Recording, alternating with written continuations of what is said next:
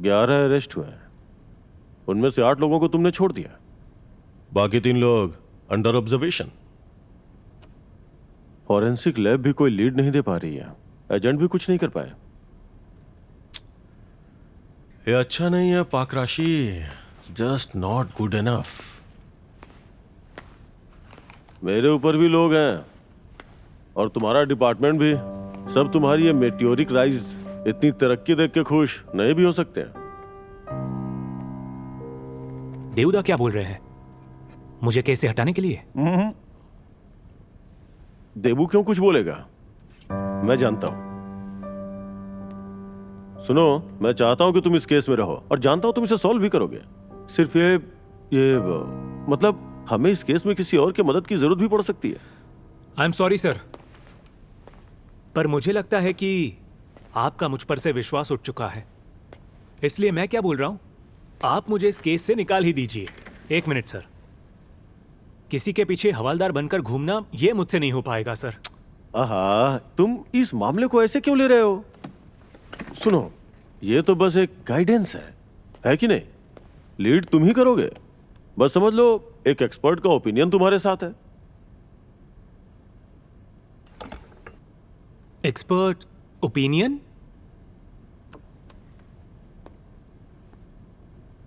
प्रवीर मेरा क्लासमेट था, कॉलेज और यूनिवर्सिटी में हम साथी थे। आईपीएस की परीक्षा भी एक साथ ही दी। ब्रिलियंट स्टूडेंट, बड़े घर का लड़का था। उत्तर कोलकाता में उन लोगों की। एक मिनट सर, प्रवीर मतलब प्रवीर रॉय चौधरी, जिसे फोर्स से निकाल दिया गया था? देखो, पहले तो मुझे कंप्लीट करने दो। एक बहुत अच्छा ऑफिसर होने के बावजूद भी प्रवीर की एक प्रॉब्लम थी, उसका गुस्सा। वो किसी भी क्रिमिनल को, चाहे उस पे अपराध साबित हुआ हो या ना हो, डजंट मैटर, वो उसे अपना पर्सनल दुश्मन मानता था और उसका कन्फेशन लेने के लिए वो किसी भी हद तक जाता था। और अगर उसे लगता था कि कोई क्रिमिनल बिना सजा के बाहर है तो फिर encounter, that in custodial death. ऐसी एक घटना 1999 में घटी थी। एक बहुत बड़े प्रमोटर के बेटे, नाम मोंटी हालदार, उसकी मौत हो गई। बल्कि प्रवीर ने एनकाउंटर के नाम पे उसकी हत्या कर दी, वो भी बिना किसी ट्रायल के। ये सारी चीजें बाहर आ गई। उसके बाद जो होता है, मीडिया शामिल हो गई और फिर जांच आयोग के सामने लोगों ने उसके खिलाफ गवाही दी और पुलिस फोर्स ने उसे बर्खास्त कर दिया, हमेशा के लिए। और आप उसे वापस लाना चाहते हैं, वो भी इस केस के लिए? हाँ, मैं दिल्ली के उच्च अधिकारी से बात कर लूंगा। लेकिन ये सब क्यों sir? Quiz time. 1977 Pune, 1985 Mumbai, 1980 Chennai, 1989 Kolkata.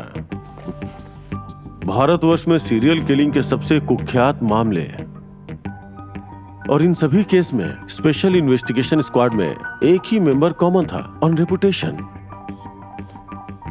कोई अनुमान है? आपका वो क्लासमेट? और सिर्फ सीरियल किलिंग नहीं, वो बाकी सारी चीजों का भी जानकार है, बहुत प्रतिभाशाली है। और ये भी याद रखो कि वो बहुत ही रफ है, जुबान बहुत खराब है। शायद वो तुम्हें उकसा भी सकता है, बेइज्जत भी कर सकता है। इन सब के लिए तैयार रहना। अगर पेशेंस रखोगे तो बहुत कुछ सीखोगे और जानोगे। तो जाओ पकराशी, उसकी मदद लो, इससे पहले कि देर हो जाए। वो सब तो ठीक है, लेकिन क्या बंगाली ऑडियंस सुबह चाय के साथ प्रिया बटर खाते खाते जैक द रिपर देखना पसंद करेगी? लेना पड़ेगा, खिलाना पड़ेगा, और मत भूलो यहाँ एक जागरूकता की बात भी है। So how do you want it? Cinematic या ड्राई डॉक्यूमेंट्री टाइप? अच्छा, तो ये गैर काल्पनिक टीवी सीरीज जैसा होना चाहिए। 13 एपिसोड, सारी दुनिया के सबसे कुख्यात सीरियल किलर के बारे में। मतलब पब्लिक एक तरह से न्यूज चैनल के हाल में घटी इस घटना को देखेगी और दूसरी ओर इस इतिहास को फिर से याद करेगी, अब हिस्ट्री चैनल में। मुझे अब तक ये समझ नहीं आया, सभी के सभी मामले हिंसक हैं। कटा हुआ शरीर, कटे हुए हाथ पैर, यौन अंग, सेक्सुअल असॉल्ट। क्या लोग देखेंगे? देखेंगे, देखेंगे। बच्चे जैसे भूत की फिल्म देखते हैं ना, डरते हुए माँ बाप से चिपक कर, फिल्म का मजा भी लेते हैं। सूरज, हमें डरना बहुत अच्छा लगता है। और रही बात हिंसा दिखाने की, गल्फ फोर्ट जब टीवी में दिखाया जाने वाला था ना, तब दर्शकों की रेटिंग क्या थी पता है? हालांकि अभी तक कर्फ्यू की घोषणा नहीं हुई है, फिर भी यह शहर बंद है। जब मेरा शहर सूर्यास्त से डर रहा है, तब मैं अपने चैनल पर क्या दिखाऊंगा? टॉम एंड जेरी या दुष्ट प्रेम का सुंदर त्रिकोण? सही है, फिर तो टॉम एंड जेरी भी ठीक है। रुकिए, एक काम करते हैं, हम ये देखते हैं कि किस किस सीरियल किलर को लेकर ये प्रोग्राम कर सकते हैं। निश्चित ही Jack the Ripper, serial killer की दुनिया की सबसे बड़ी हस्ती, बल्कि ट्रेड सेंटर। और उसके बाद मास्टर स्ट्रैंगला। पोफेरियस लवर। क्या कहा तुमने? नहीं नहीं, कुछ नहीं। वो मैं कल रात ब्राउनिंग की कविता पढ़ रहा था, तो प्रेम कविता और बॉस्टन स्ट्रैंगलर के साथ कविता के प्रेमी का कहाँ कुछ मेल। अरे ये सब जाने दीजिए, अब बोलिए ना। नहीं नहीं नहीं नहीं, सही कहा तुमने, हमें इसे सम्मिलित करना चाहिए, इससे एक अच्छा एंगल मिलेगा। अच्छा, शरद चंद्र, बंकिम या रविंद्रनाथ ने सीरियल किलर के बारे में कुछ लिखा है क्या? सीरी नहीं, मैं ठीक से जानता नहीं, देखना पड़ेगा। देख लो, हम क्रॉस रेफरेंस कर सके तो बड़ी यूएसपी होगी। इनफैक्ट 13 तो नहीं, 12 नाम को ही फाइनल करेंगे। हम 13वीं कड़ी को खंगालेंगे, इतिहास के पन्नों से नहीं, बल्कि पुलिस के रिकॉर्ड से। मतलब? एक इंटरव्यू लाइव, एक जीता जागता सीरियल किलर के साथ।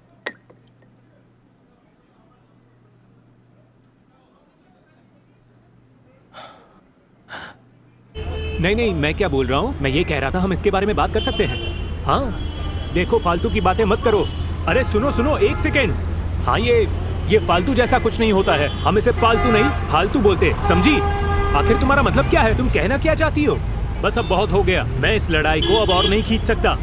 तुम आओ और अपना सामान लेकर जाओ प्लीज, ठीक है? Thanks, okay, tata, bye bye, see you, अच्छे से रहना।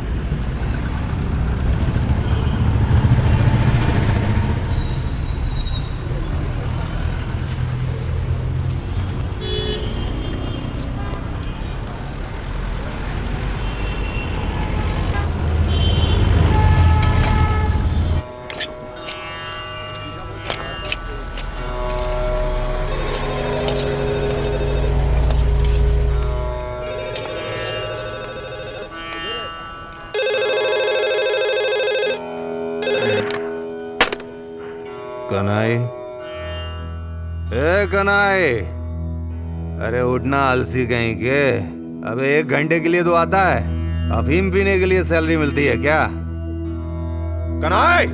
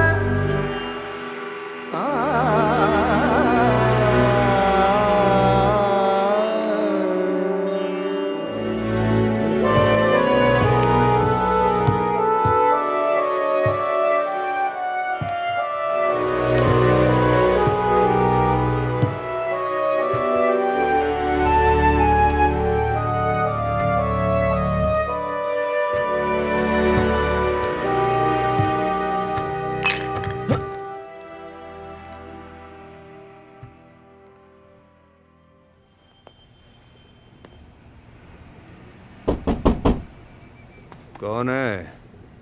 आज मुझे कुछ भी याद नहीं है।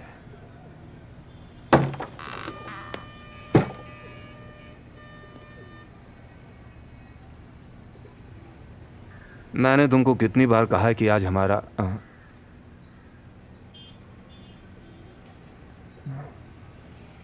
क्या चाहिए? चंदा? चंदा नहीं दूंगा मैं। भौंक लो। एक सिगरेट देगा, वरना जेल में डाल दूंगा। नहीं, मैंने कॉल किया था आपको। मेरा नाम अभिजीत है, मैं एक केस के सिलसिले में आया हूँ।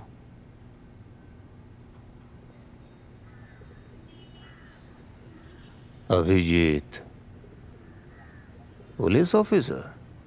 हाँ। लेट हो। असल में मैं गली भूल गया था, इसीलिए इतना। You are late 12 minute. पिछले 12 मिनट में सूरज की रोशनी 1 से ज्यादा बार पृथ्वी पे आ चुकी है। हमिंग बर्ड ने 72,000 बार अपने पंख फड़फड़ाए हैं। और पिछले 12 मिनट के रिपोर्ट के अनुसार भारतवर्ष में 8 रेप केस हो चुके होंगे। और तुम गली भूल गए अभिजीत। विस्की पियोगे? नहीं, मैं नहीं पीता। बॉर्नवीटा? नहीं, शुक्रिया।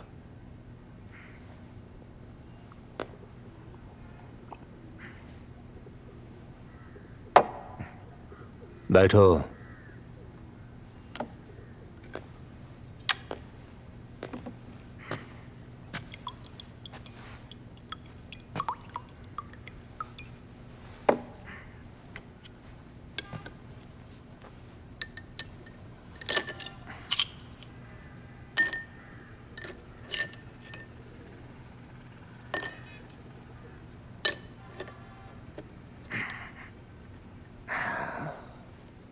अब बताओ, मैं अपना वक्त कैसे बर्बाद करूं?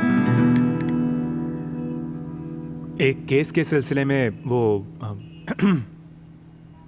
मतलब वो शहर में जो खून हो रहे हैं, उसी सिलसिले में हम सोच रहे थे कि अगर आप हमें थोड़ा गाइड करें तो। असल में सच्चाई ये है कि अभी तक हम लोग इस मामले में कुछ नहीं कर पाए, ज्यादा कुछ। क्यों? टेस्ट पेपर में सजेशन नहीं मिल रहा है? मतलब?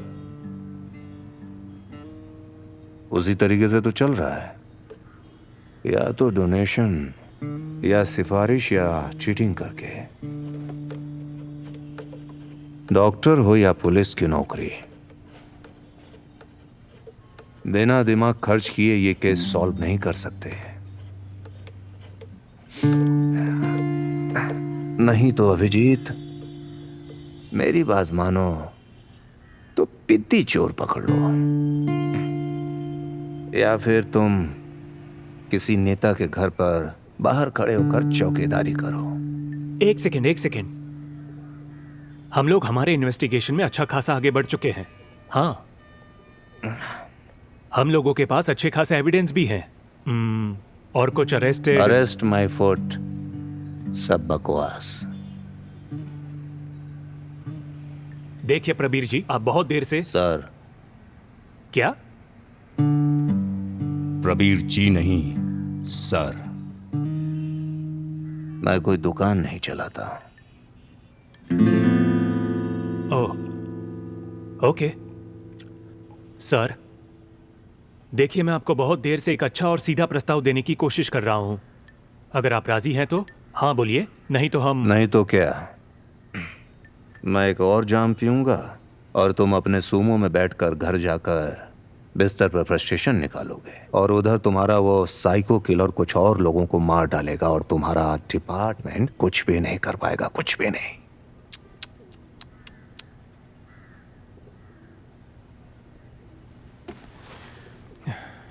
आप खुद को डॉक्टर को दिखाइए सर, आपको प्रॉब्लम है। हाँ है तो।